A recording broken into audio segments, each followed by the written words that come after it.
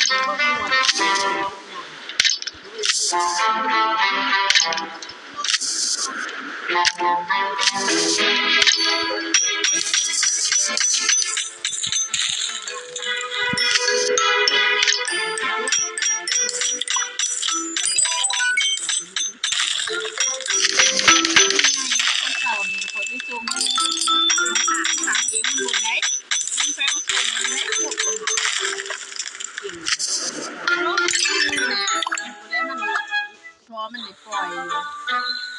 เรียกว่าเพราะว่าขวดเขาอยู่ที่ทุกทางก็เก่งอยากทุกทางไม่บอกขวดจะตีที่เก่งก็ขึ้นอยู่ข้างในเลย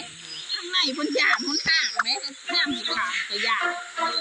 ต้องเอาดูใส่บนทางบนหยาบไหม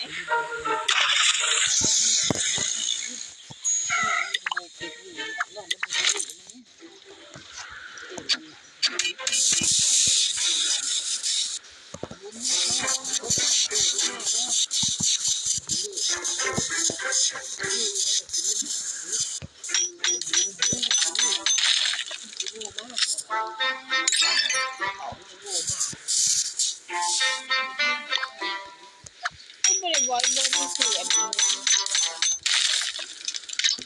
ของคนอื่นซะนี่ไปต้องเลยให้อีหลังมาล้มต้องว่ากินบ่หันต้องอ้อนข้ากาดขั้นเนาะ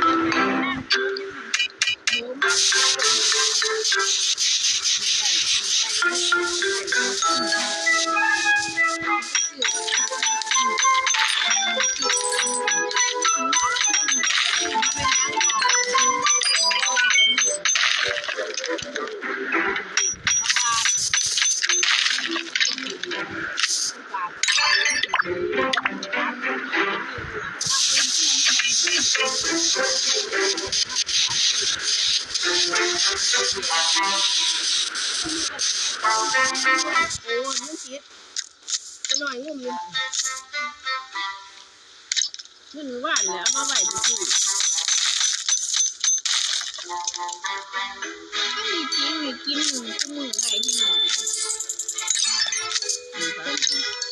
หนึ่งแม่กิน